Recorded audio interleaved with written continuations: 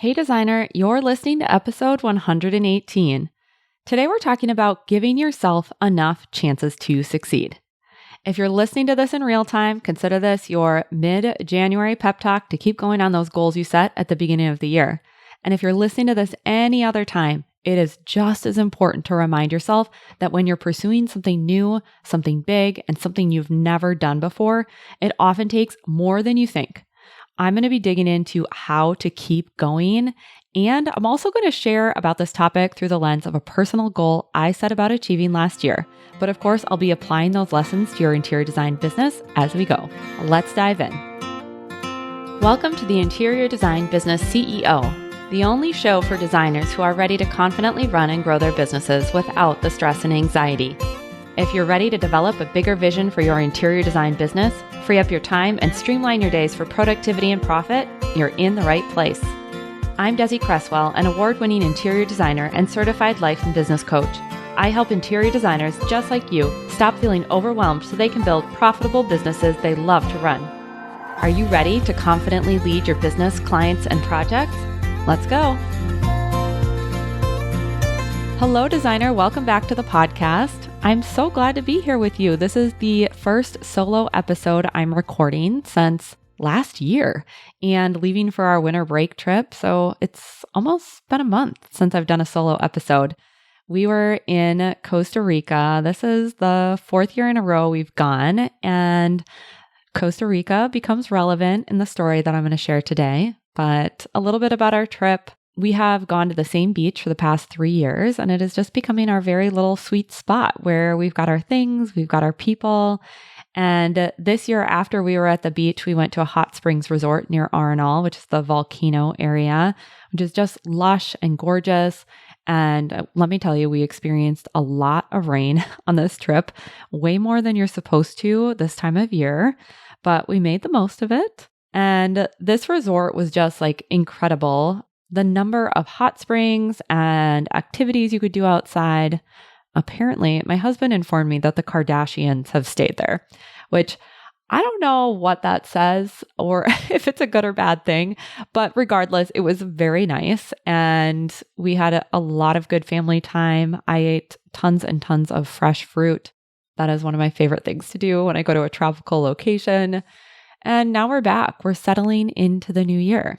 Before we really dig into today's topic, which is all about giving yourself enough chances to succeed, and I'm going to be talking about this in terms of my own failures and something that I was pursuing last year, I want to give a quick announcement. I'm going to be moderating a panel discussion at Las Vegas Market on January 25th. So that's this weekend if you're listening to this episode as it airs. And I'm so excited about it. The panel is going to be incredible. We're going to be talking about marketing. We haven't finalized the title for it at this point, but some really amazing panelists: Brad Levitt of AFT Construction, Jamie Rose of Jamie Rose Interiors, and Melissa Oholent of Oho Interiors, who's Minneapolis based. Well, she's actually in Colorado too, but anyways, gotta give a shout out to us Minnesotans. And the panel is going to be January 25th at 11 a.m. Pacific in the Classic Home showroom. And I would love if you're going to be at that market to come to be a part of that conversation and say hi. There's going to be some sort of gathering before, after, maybe both, but I would love to meet you in real life. That would just totally be amazing. So send me a message on Instagram at Desi Cresswell if you plan to be at the market, if you're able to come, or if you need more details. Happy to share that with you. And I'd love to say hi. All right. So now let's start talking about today's topic, which is giving yourself enough chances to succeed. And actually, I started the outline for this podcast. I was taking my daily walk on the beach.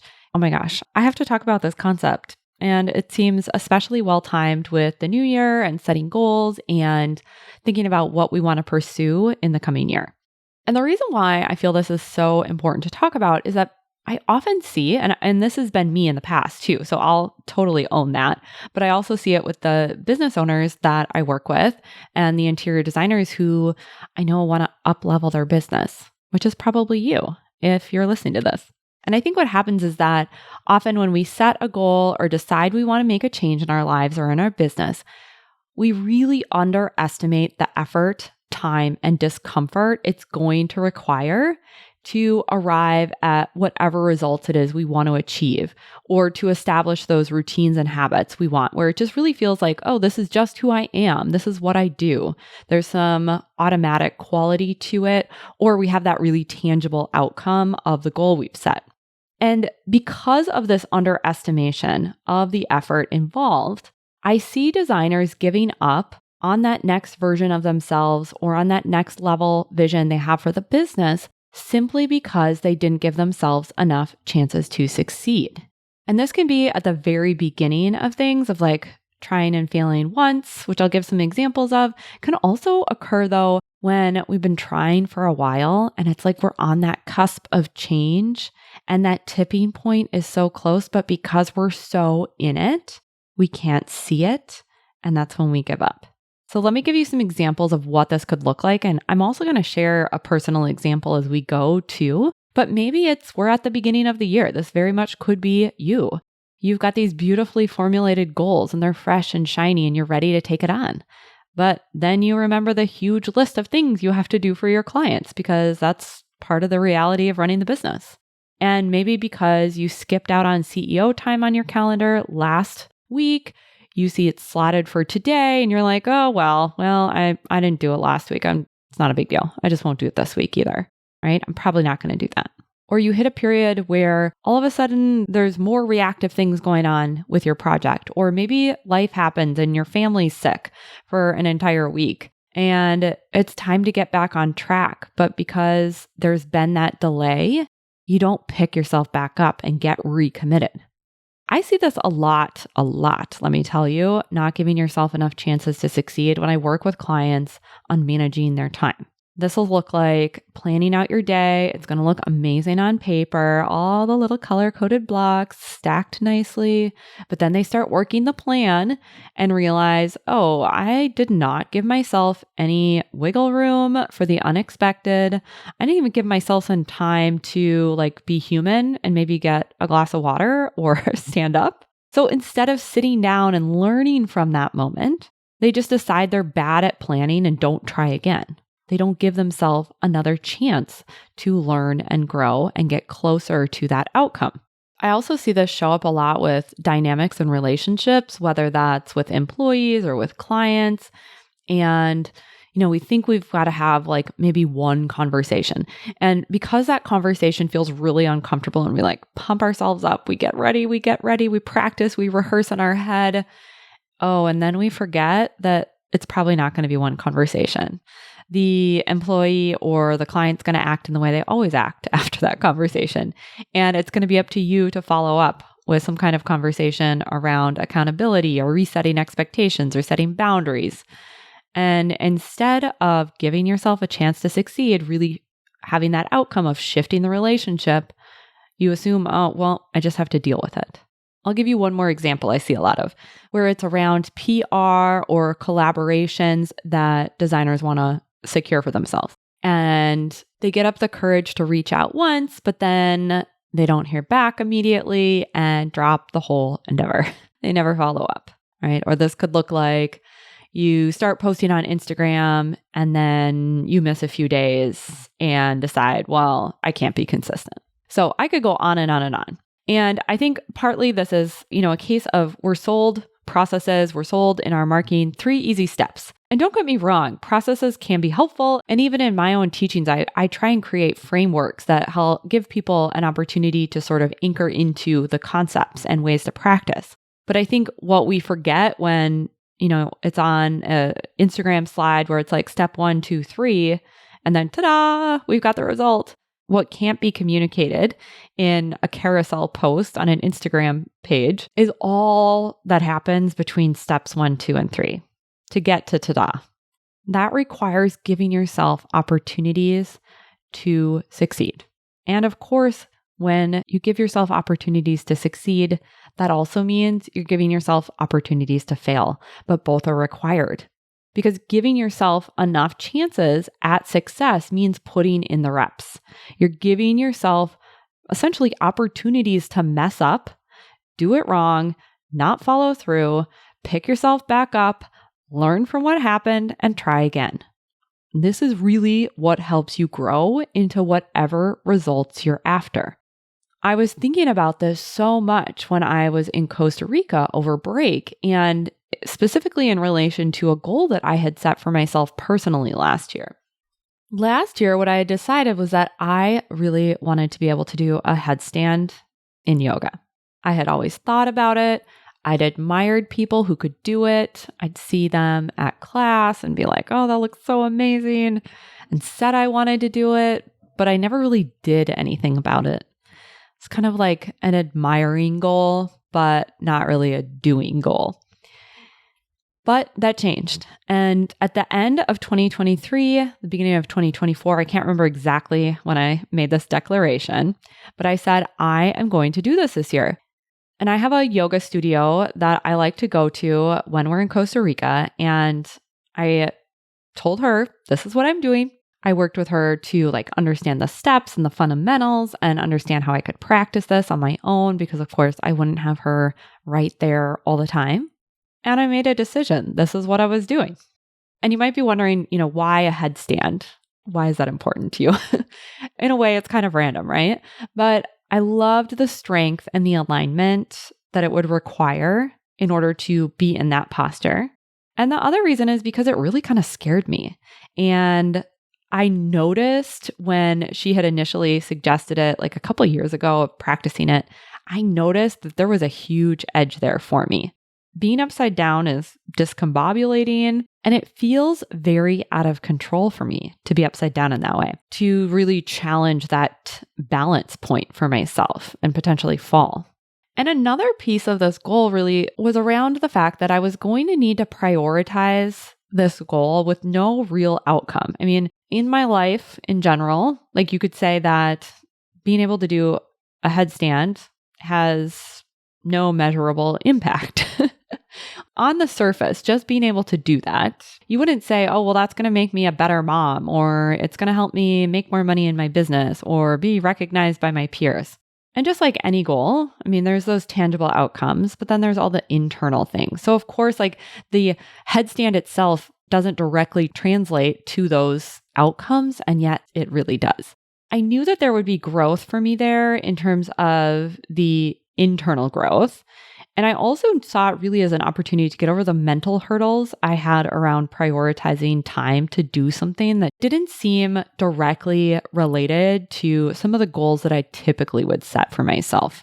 Let me tell you, this headstand practice taught me so much. And it was such a clarifying example of what we're talking about today, of giving yourself enough chances to succeed. Because I was literally falling down or falling out of my goal, and then having to recommit and giving myself another chance to go at it and eventually succeed. And as I've been thinking about this, two of the things that became really apparent as I was reflecting was, number one, how fast you give up on your goal is a direct indicator of your level of decided commitment. I'm going to emphasize decided there. With my example, before last year, I hadn't really decided to commit to this headstand. It was just a wishful goal of oh, that would be nice. And as soon as I lost the enthusiasm, as soon as I just wasn't in the routine of having someone suggest, oh, maybe I should do that headstand, push me on it a little bit, I forgot about it. It wasn't going to happen. I told myself, yeah, I'll do it tomorrow, maybe next time, maybe next year. When you say you're going to do something, you can say you're going to do it, but until you've really decided you're committed, it is just so much easier to give up or lose track of it. I think it's a really important thing to think about just in this moment of how you decide to do things or how you commit to things. And what is your level of commitment to your decisions? Because it's really not just about, oh, well, then that thing doesn't get done or it doesn't get achieved. But there's a huge component of this where you slowly start to erode your self-trust and your belief in counting on yourself when you don't fully commit. And that's why I really strongly suggest with, whether it's you're planning your day or setting a goal for the year, we want to think about is this something I actually want? Do I see the value in it? And can I really be fully in on this. And being fully in doesn't mean you do it perfectly and never fall off track. But like, are you really committed to it? Because if you're not, it just should not go on the list. Don't tell yourself it's a goal, because then it's like you're in this in between of, I say I'm going to do this, but I'm not really going to do it. Let's be real. I probably am not going to make time for that. Oh, and what tension that creates within ourselves. So I think making sure you're really decide to commit is a huge part of then giving yourself enough chances to succeed. The second thing I was thinking about is that the lack of chances you give yourself is also a big indicator of the level of belief you have in your ability to succeed. I want you to think about something you totally believe you can do or can achieve, and then you hit an obstacle or roadblock. And that might be a bump in the road, but it doesn't derail you because you have that belief. And again, it doesn't have to be 100% belief or you're always believing, but there's this general belief that you will solve the problems and you will get where you need to go. I thought of an example from just the other day, and I think it illustrates this point well. It all started with Sunday dinner. And I'm the meal planner and I'm the lead chef in our house. And on Sundays, we always have salmon salad. And that is a pro tip from a planning expert. Make decisions ahead of time and repeat some decisions to make your life easier. So certain nights of the week, we always have the same thing. There might be a slight variation like in the types of vegetables to put in the salad, but I know it's going to be salmon Sunday. Anyways, I am doing something I can't even remember in the refrigerator. And I realize, I never bought salmon at the grocery store. That's an issue if we're planning to have dinner tonight. Fortunately, my husband, he said, I can go get the salmon. So I left to go to yoga actually, and he went and got some salmon. And then I was going to make dinner after I got home. And so I get the salmon out and I realized I also didn't buy the lettuce. I was so mad at myself for a minute. And I mean, talk about failure. Like, this is failure on a very small scale, but it's just like, come on, Dizzy. You planned a salmon salad and you didn't purchase either of those ingredients, and they were on the list. Now, here's the thing. I totally believe in my ability to make dinner. I know I can do it. There's going to be some dinner that my family eats on Sunday night, and now I have one ingredient and not the other. And I can give myself a shot at still making dinner. So what I did was like, okay, I know I'm going to be able to make dinner. And so I started looking around at what else I had. What else could I make? How could I turn this into a salad still? And I actually ended up creating something really delicious. And it was because I had the belief that I was going to hit that outcome. I was going to have a dinner. And I know this is just dinner, but I want you to think about how you approach your goals. If you're believing that there is a solution, that you are capable, and that it could happen, it's very different from hitting a roadblock and thinking, I didn't really believe this was going to happen anyways, so I might as well give up. There goes your chances of success. Giving yourself chances at succeeding means you stay committed and approach the challenges with the belief that you will figure it out and eventually get there. A big part of giving yourself enough chance to succeed is sticking with a method or a strategy, while also learning from what's happening along the way. This all starts with seeing the smaller wins. And this is something you're going to have to train yourself to look for. But we want to develop a process of reflection and awareness where you start to see what did work, what felt easier that time, maybe where you showed up differently or reacted in a way you previously wouldn't have, where you moved the needle, even if it was just a tiny millimeter. For my yoga headstand practice, this was feeling a little bit more calm as I walked into the prep posture. The small wins were moments where I kind of held the posture for a very, very tiny little second, but it was still there and I was engaging my arms or my feet in a different way as I worked on holding the posture for a few seconds longer. I also had a huge awareness win at one point where I realized I was avoiding practicing because I was being super lazy about picking up my yoga mat from where I like to keep it for other things, and then didn't want to take the effort to move it to the wall that I needed for practicing. And so I realized I could just put another mat down. It was so great, but it was a win.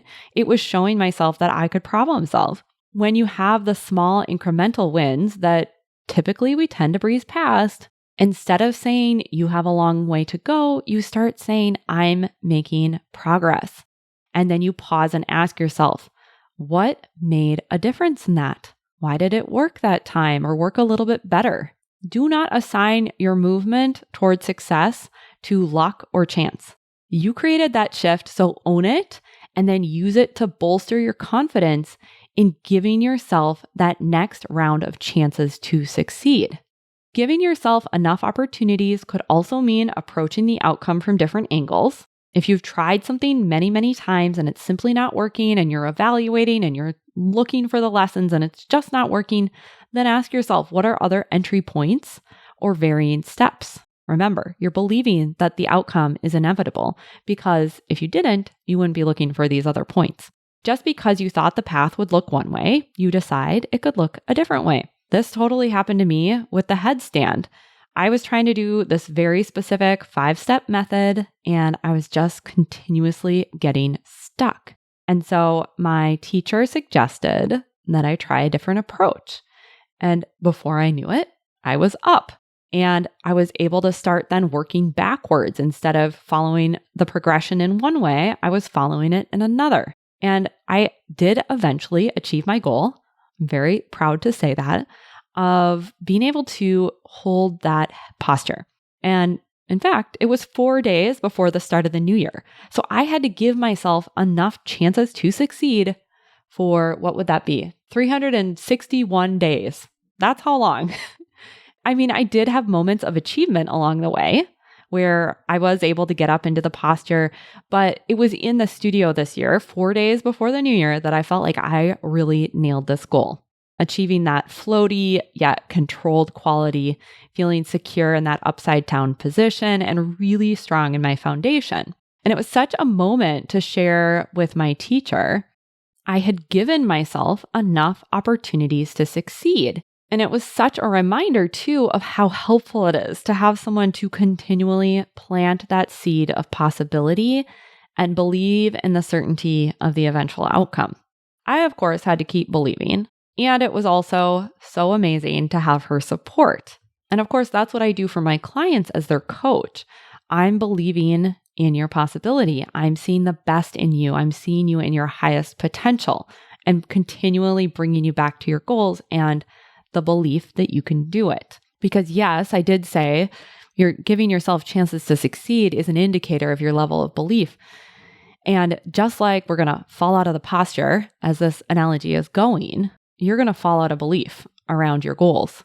That's just one of the obstacles you're going to encounter and need to overcome in order to give yourself another chance to succeed.